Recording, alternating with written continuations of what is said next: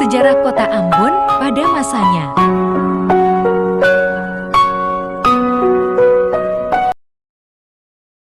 Welcome to channel Arai Mio Jayapura. Kali ini kita akan membahas sejarah yang ada di Kota Ambon, Maluku.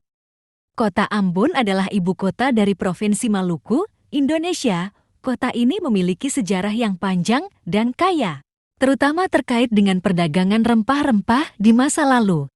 Berikut adalah ikhtisar singkat mengenai sejarah Kota Ambon. Awal mula, Ambon telah dihuni sejak zaman prasejarah, tetapi catatan tertulis mengenai kota ini muncul pada abad ke-15 ketika bangsa Portugis tiba di Kepulauan Maluku.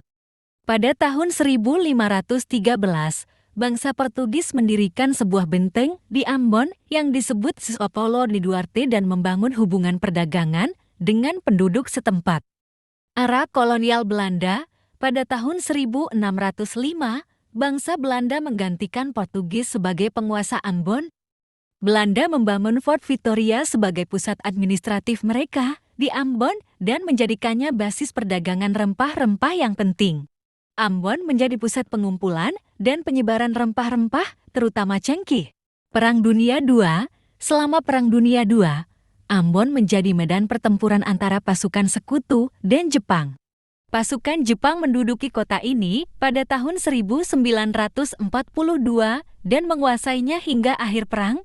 Pendudukan Jepang menyebabkan penderitaan yang besar bagi penduduk Ambon.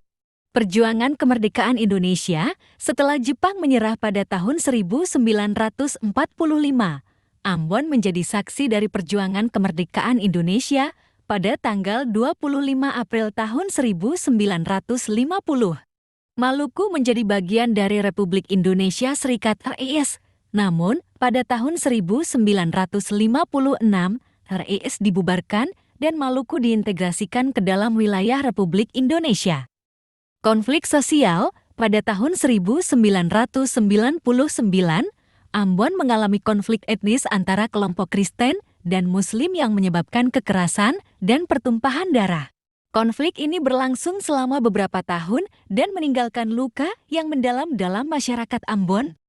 Hingga saat ini, Kota Ambon terus berkembang sebagai pusat pemerintahan, perdagangan, dan pariwisata di Provinsi Maluku. Kota ini memiliki keanekaragaman budaya yang kaya dan menjadi destinasi wisata yang menarik dengan keindahan alamnya.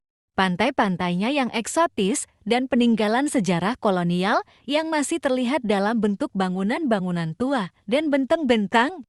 Terima kasih sudah menonton Arai Mio Jayapura.